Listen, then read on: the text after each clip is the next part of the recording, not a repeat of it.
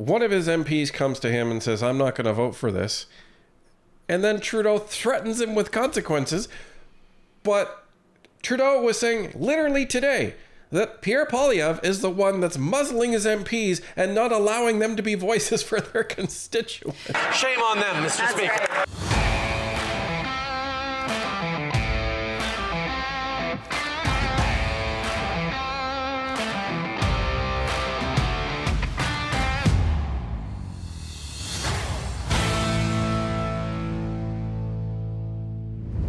Justin Trudeau and the Liberals finally tabled their sales tax holiday bill, and with the NDP's help, managed to pause the question of privilege debate that has seized the House for months. However, and surprise, surprise, contrary to what Trudeau and the CBC have been saying, Pierre Poilievre isn't the one that is threatening MPs if they don't comply. Let's take a look. I thought I only had a little bit of time, but let's keep going here then. The Auditor General of Canada has found that SDTC, also known as the Green Slush Fund, was essentially for Liberal insiders. Oh, I was just getting going, Madam Speaker. You have a point of order. The Honourable Government House Leader. Thank you, Madam Speaker. I move, seconded by the Minister of International Development, that the debate be now adjourned. Mrs. Gould, seconded by Mr. Hussain, move that the debate be now adjourned. Pursuant to order made on Wednesday, February 28, 2024, the motion is deemed adopted. The Honourable Member for Kamloops Thompson Caribou will have 9 minutes and 40 seconds the next time this matter is before the House. So what just happened here? So, what ended up happening is the Liberals ended up moving a motion. It was already put on notice earlier, but they moved a motion, so everybody knew that this was coming, and they already had support from the NDP, so they were able to move this in order to adjourn the debate. Now, that doesn't mean they closed the debate. It means they paused it, and it's paused for a specified period. It's about 1 day. So, the deal with this is basically after the bill is voted on, then the adjournment is rescinded and the priority of other bills comes back, or other business comes back into effect. So what does that mean? As soon as the GST tax holiday bill is done, then it goes back to the question of privilege. But there's one more thing that has to happen here, because they always go by precedence in the House. And so what was the main priority and took precedence over everything else is the question of privilege for SDTC. Now, the next order of business that would take precedence is ironically another question of privilege that follows that. And this is the Stephen Anderson one. So that one has to be now dealt with. So let's take a look. Orders of the day, ordre du jour. Ordre du jour, privilège. Orders of the day, resuming debate on the motion regarding a witness's inability to give information to the Standing Committee on Access to Information, Privacy and Ethics, standing in the name of Mr. Barrett, and on the amendment standing in the name of Mr. Cooper.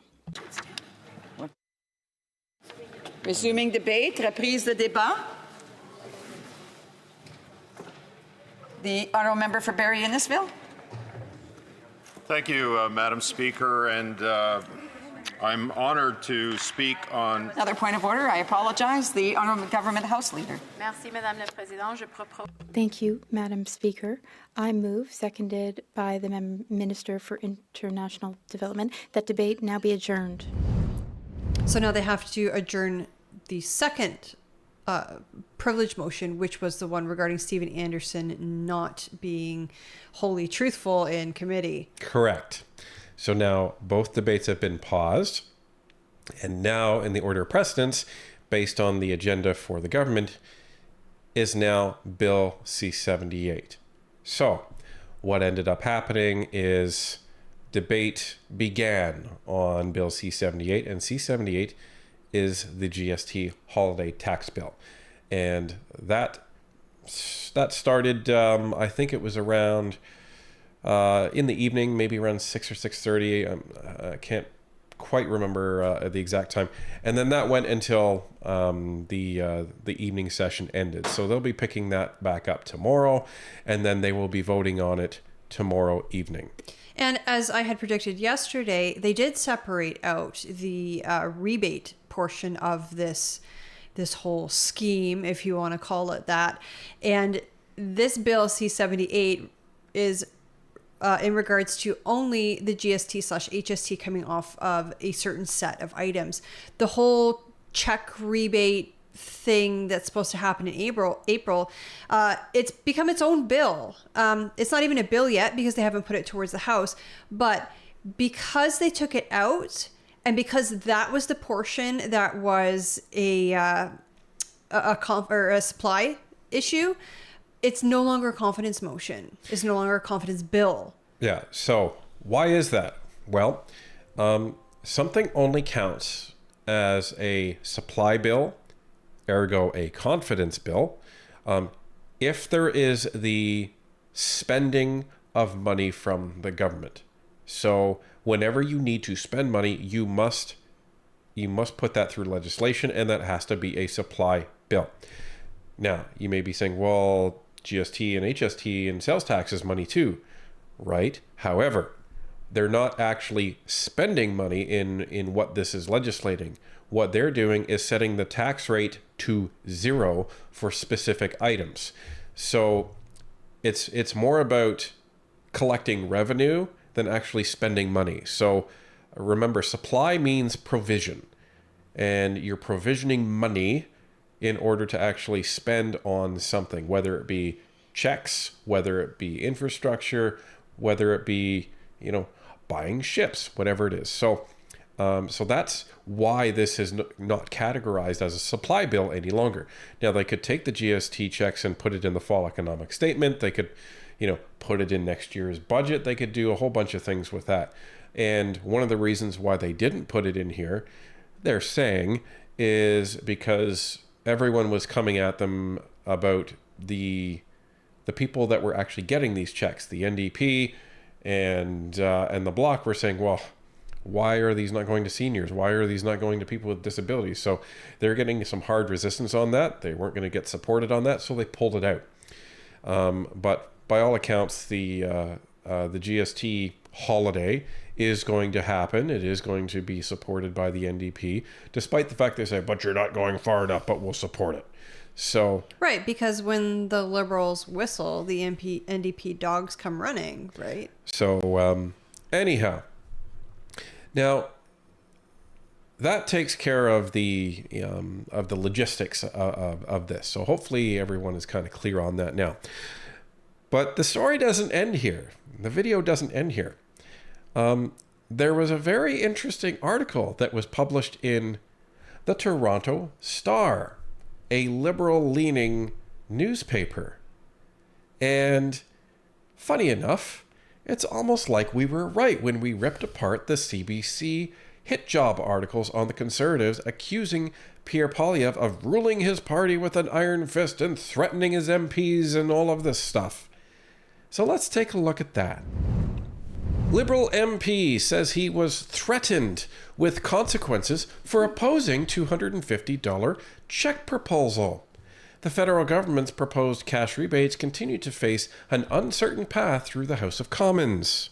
Ottawa. A Liberal MP said he was threatened with unspecified quote-unquote consequences if he votes against the government's proposed $250 checks, an affordability measure that continues to face an uncertain path through the House of Commons. Hamilton MP Chad Collins said earlier this week that he would vote against the government's cash rebates because they leave out seniors and people with disabilities. As proposed, the Liberals' measure would go to anyone who worked in 2023 and made less than $150,000. The government is also putting forward a 2-month GST holiday that would remove the tax from all groceries, as well as children's clothes and toys, beer and wine, and restaurant meals. Collins said, "It doesn't make sense to send out checks but leave out some people who really need the help." Quote, It's incomprehensible as to how we create an affordability package that leaves out some of our most vulnerable in our society, end quote, he said. Collins said he first notified Liberal leadership he would vote against this measure this past weekend. He was told there would be consequences, but it was unclear what those would be. Quote, coming from the city of Hamilton, where politics can be a bit of a blood sport, for someone to say that there will be consequences, that really doesn't make the top 10 or probably even top 20 worst things I've heard over the years, end quote, Collins said. On Wednesday, several of Collins' Liberal colleagues said they also have concerns the checks will not go to seniors, but those MPs said they would still vote for the measure as it stands. Collins said while the Prime Minister was attacking Poilievre, he was also silencing his own MPs. Quote, those comments couldn't be more opposite or more in contrast to what the Prime Minister bragged about last week in the House of Commons, end quote, he said. Quote, it says a lot about where our government is at right now, and it says a lot about some of the shackles that have been put around MPs, end quote. So that's funny. That's really funny. You know why that's funny? Because Trudeau said this today. These are all things that the Conservative Party votes against. Not because Conservative MPs don't care about these things, but because they've been throttled and muzzled by their leader. Throttled and muzzled by their leader. Throttled and muzzled by their leader. So that they can't actually be their community's voice in Ottawa. They're there to be their leader's voice in their communities. Shame on them, Mr. Speaker. Yeah, I thought he said something like that. So wait a minute. So one of his MPs comes to him and says, I'm not going to vote for this. And then Trudeau threatens him with consequences. But Trudeau was saying literally today that Pierre Poilievre is the one that's muzzling his MPs and not allowing them to be voices for their constituents. Well, this is exactly what happens when you take something that's a perfectly normal function of the party and try to make it seem like the Conservatives are doing something bad. What am I talking about? Well, this vote is a 3-line whip. And what that means is that everybody in the party is expected to vote the way the leader wants them to vote. And if you don't, consequences are expected. What might consequences be? Well, sometimes it's things like having to take extra house duty. You could also be thrown out of caucus, which is probably the most severe punishment. But in a 3-line whip, you need your MPs to know that they have to vote the way that the party expects them to vote in line with party policy. And if they don't, they're going to be in trouble. Well, and it makes you wonder, is Chad Collins one of those MPs that was in the Rebel caucus? Sounds like he is. If he's basically threatened with consequences, he's like, yeah, whatever. Like, that's what it sounds like. And by the way, he's not really expected to win his riding in the next election either. That's most likely going to go to Conservative candidate Ned Curick. So here's hoping, because that's going to be our riding. Right. It is a perfectly normal function to have party discipline and to expect your MPs to vote in a particular manner during a certain vote. The irony here is that Trudeau is trying to use this against the Conservatives, painting Pierre as some sort of boogeyman for doing this to his MPs, and Trudeau is doing it to his own MPs. Again, it is a normal function, but the fact that he's trying to make it look abnormal to the Conservatives is wrong. Right. So it's nice that, you know, we get to be proven right when we're talking about the hit job on CBC and, you know, its projection in real time when, you know, Trudeau is accusing Pierre of this, yet he's practicing this himself. So, yeah, have fun with that. And it looks like you can't even control your caucus in a 3-line whip anymore, because it sounds like the guy's still going to vote against it and he's going to say, up yours. I guess we'll have to wait and see. Right. Now, the last thing that we want to get to is we've been waiting for this bill to be published so we can actually look at it. And it's a little peculiar. So this is what is shown on Legisinfo on the Government of Canada website. So this is Government Bill C-78, an act respecting temporary cost of living relief, brackets affordability. And you see there's a lot of stages to get through.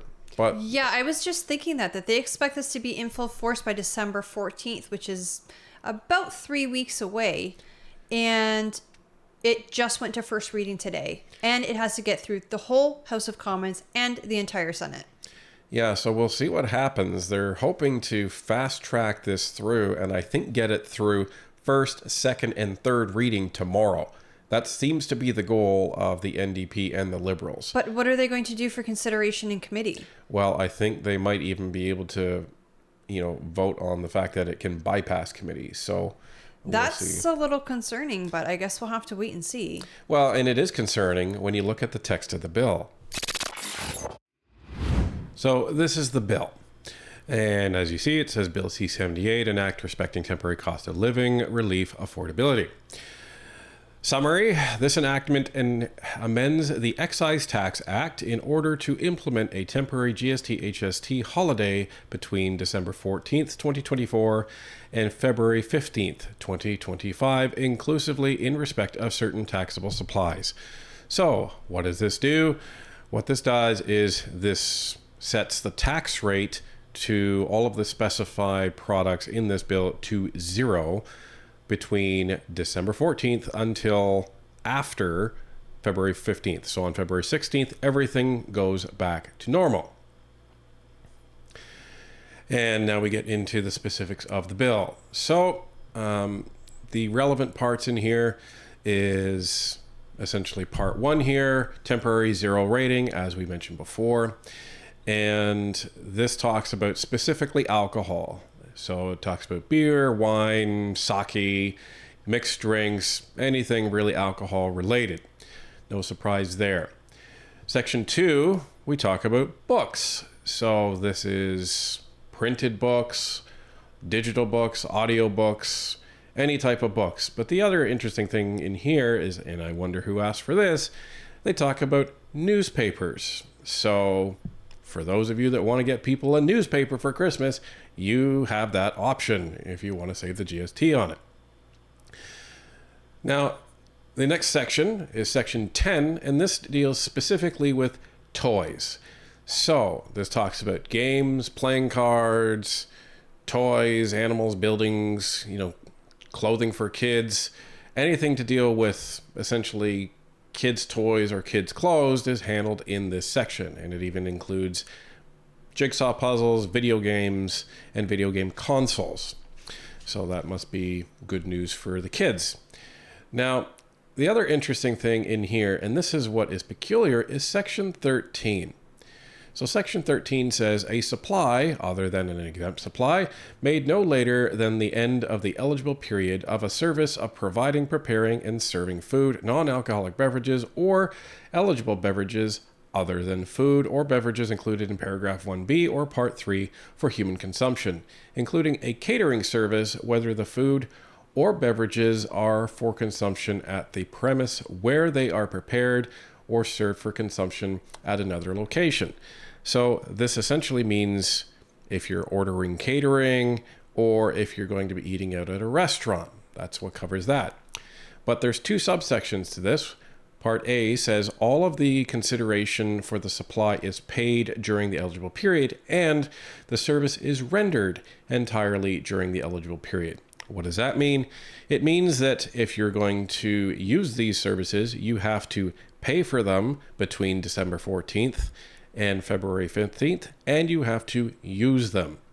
So, does that mean that you can book your wedding in this period and have it next year? No, you would actually have to do it within this period in order to save the GST on it. And that's basically it. So that's where that's a little concerning to me. So when they talk about groceries, there's no specific mention of groceries in here. Now, if this were to go to committee, I would be asking as an MP, if you're intending for this to cover groceries, I want you to be more specific as to what that even covers. A way that they're probably trying to include groceries is when they're actually talking about section 13 and talking about prepared foods. Why? Well, a bag of chips is technically prepared food, right? Yeah, I suppose if you want to classify it that way. It's just odd that they wouldn't try to expand upon that in the bill. It's very bizarre that seems to be the section that they're using for groceries. The rest of it is kind of just defining supply, and it's changing the tax law accordingly. So That's what I read from the bill. So it's a bit strange, but as long as all of them are in agreement on what that is defined as, then sure. But as we saw, and as Tanya read out, you're not really going to be saving much on groceries over the holidays anyway. It's going to be a couple of bucks at most when you're saving the sales tax. Right. Like I said in our previous video, I saved $2.27 on a bill that was just over $84. And again, most of the things that I bought were not pre-prepared. It was produce, some cheeses, some juice for my son. Most of that is not having HST. So this is the Bill C-78. That's your magical GST holiday. And we're spending lots of time on this in the government for 2 months. 2 months of a election stunt. That's basically what this is. Yeah, it totally is. I mean, what are these retailers going to do? It's going to be so much work to get all of these items, and not just food items, but books and magazines and newspapers and puzzles and video games and all sorts of things, that they have to target these specific items, figure out if they fit into the categories outlined in this bill, and then program their systems to remove the GST or HST on those items only. And then they have to do it all over again when they revert back. Right. So I think it's going to be a headache for retailers. I think so. I think it's going to be a pain in the butt for small business owners, because they're going to have to do that probably themselves, or they're going to have to hire somebody to come in and do it for them. The big box guys, they're going to have to pay their IT people to update their systems, and that costs money. So, that money is going to get eaten up somewhere, folks, somewhere. So this is the lay of the land as it looks for the GST portion of this. The checks are nowhere to be found in this bill, so we can confirm that. So it's going to be interesting where and when these GST checks actually make their appearance, if they make their appearance. Because remember, the GST portion of this was the lion's share. I think it was $4.5 or $4.6 billion. Yeah, $4.63 billion. And the NDP and Bloc and even some Liberals are asking for it to be expanded. Now, I think what's going to happen is that the Liberals are going to use this to buy your vote in the spring. I think the House is going to fall. I think we're going to go to an election, and the Liberals are going to trot this out and say, if you want this rebate, you have to vote for us.